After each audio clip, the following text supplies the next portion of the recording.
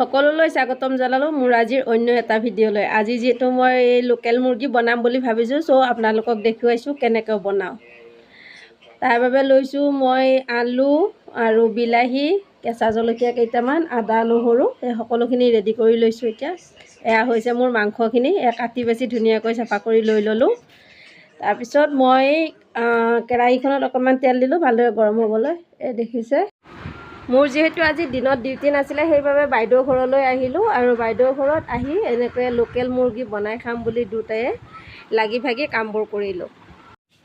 মই যিহেতু আজি লোকেল মুৰ্গী বনাম বুলি ভাবিছোঁ, চ' সেইকাৰণে অকণ বেলেগ ষ্টাইলত বনাইছোঁ। এয়া তেলখিনিতে মই অকণমান তেজপাত দিলোঁ 2-3টামান। তাৰপিছত মই পিঁয়াজ অকণমান দি দিলোঁ তাত ধুনীয়াকৈ।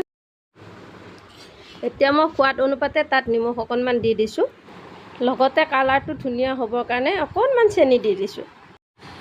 এতিয়া মই ইয়াতে দিছোঁ আদা নহৰুখিনি, লগতে দিছোঁ কেঁচা জলকীয়া আৰু বিলাহীখিনি। এইখিনি মই একেলগতে দি অকণমান দেৰি লৰাই ল'ম। বিলাহীখিনি যেতিয়ালৈকে মজি নাযায় ধুনীয়াকৈ, তেতিয়ালৈকে মই এনেকৈ লৰাই থাকিম। তাৰপিছত মই দিছোঁ 2টামান গোটা ইলাচি আৰু লং। এতিয়া মই ইয়াতে দিছোঁ অকণমান হালধি, অকণমান মছলা গুড়ি, লগতে দিছোঁ অকণমান জলকীয়া গুড়ি। এইখিনি মই ভালদৰে লৰাই ল'ম একেলগতে।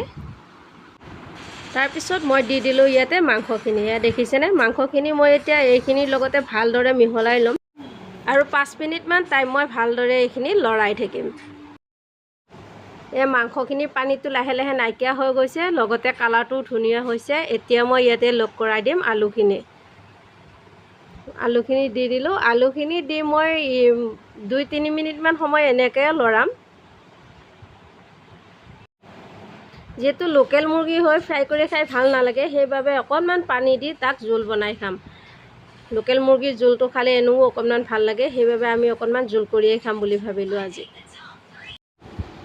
এয়া দেখিছে আপোনালোকে। এতিয়া ইয়াত মই অকণমান বেছিকৈ পানী লগ কৰি দিম আৰু এইখিনি 10 মিনিটমান টাইম ভালদৰে উতলিব দিম।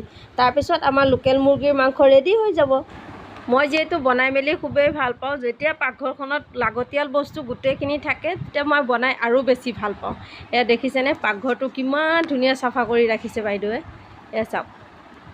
গতিকে এনেকুৱা পৰিৱেশ এটা পালে মই গোটেই দিন বনাই থাকিলেও মোৰ আমনি নালাগে আৰু মই ভালহে পাওঁ বনাই।